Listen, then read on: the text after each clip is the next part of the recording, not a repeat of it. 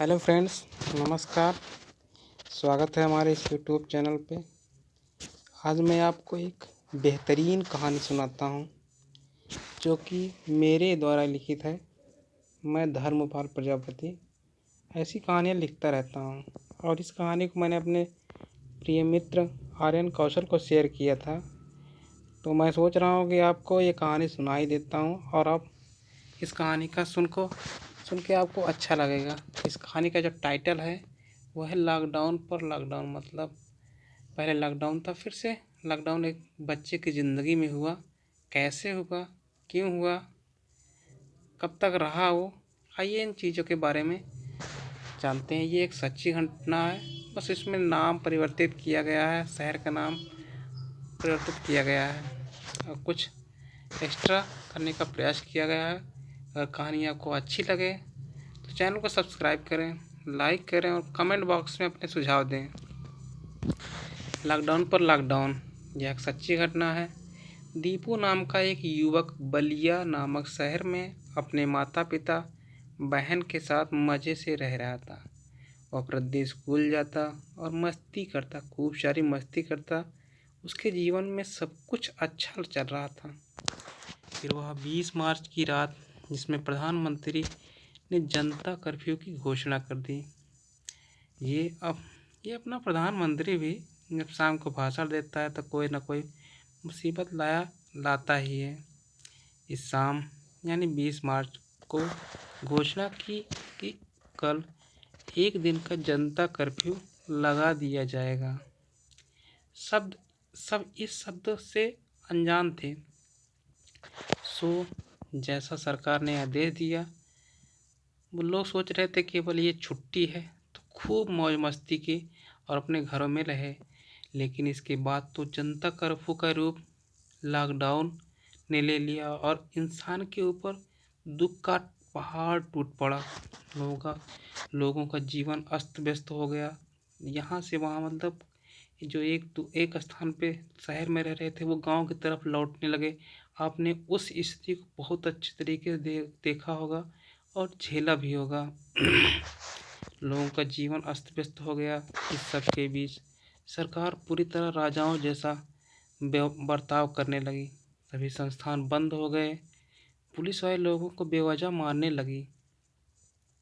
जैसे मतलब घर से, ये आपने चीज़ें देखी होंगी, घर से जो कोई बाहर निकलते जरूरी इस काम से, तब भी वो जो उसको पुलिस वाले मारते थे। और लेकिन यही हालात जून तक जारी रहा। सरकार जैसे आदेश देती उसका वैसे ही पालन किया जाता। लेकिन जुलाई आते आते थोड़े हालात सामान्य हुए। कुछ संस्थान खुलने लगे, कुछ कंपनियां खुलने लगी, लोग अपने काम पे धीरे धीरे लौटने लगे।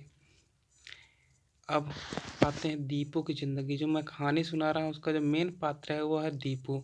तो आइए दीपू के बारे में कुछ चीज़ देख लेते हैं, उसने कैसे अपना लॉकडाउन काटा। अब आते हैं दीपू की ज़िंदगी में। वह भी अपना इसमें पबजी खेल कर बिताता रहा। जैसे सभी बच्चे पबजी खेल कर बिताते रहे, वैसे भी वो भी पबजी खेल कर बिता रहा था। लेकिन एक शाम को वह पानी लेने दुकान पर गया। बोतल का पानी, जो आरओ का पानी होता है, उसको लेने के लिए वह दुकान पर गया। उसी दुकान पर एक शराबी खड़ा था। वह देर में आया था। मतलब वो जो दीपू था वो पहले से लाइन में लगा हुआ था, लेकिन शराबी आया वो देर से आया, लेकिन वो फिर भी पहले पानी लेना चाहता था। दीपू ने इसका विरोध किया। क्योंकि उसने बहुत देर से वो खड़ा था, इसीलिए दीपू ने इसका विरोध किया कि मुझे पानी नहीं मिल रहा है। इसको आया ये पानी लेने चला।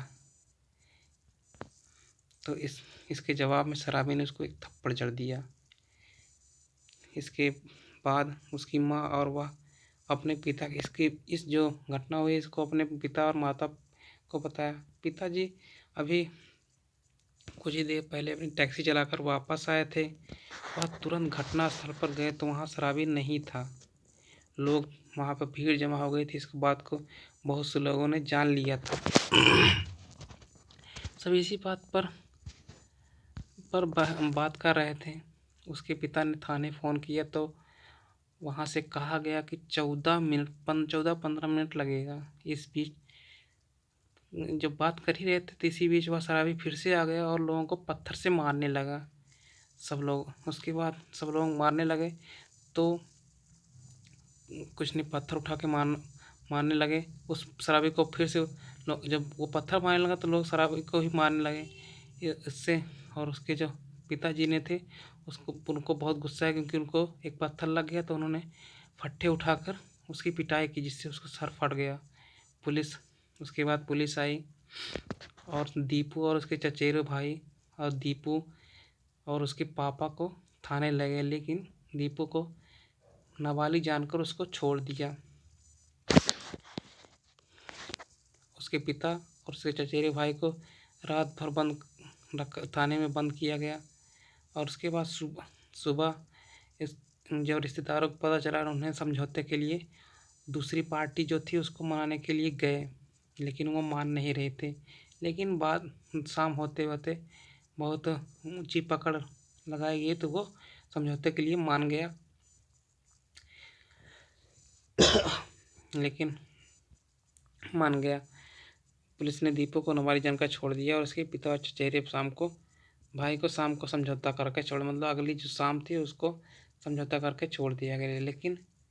लेकिन यही जो कहानी का जो मेन टाइटल वहीं पे पहले लॉकडाउन था, पूरी तरीके से पूरे वर्ल्ड पे था, लेकिन अब जो लॉकडाउन लगने वाला है वो दीपू का घर से निकलना बंद कर दिया, क्योंकि उसके पिता और उसके घर वालों को लगने लगा कि जो शराबी था वो फिर से हम लोगों को अटैक ना कर दे, इसलिए दीपू से कहा गया कि अब वो घर से नहीं निकले।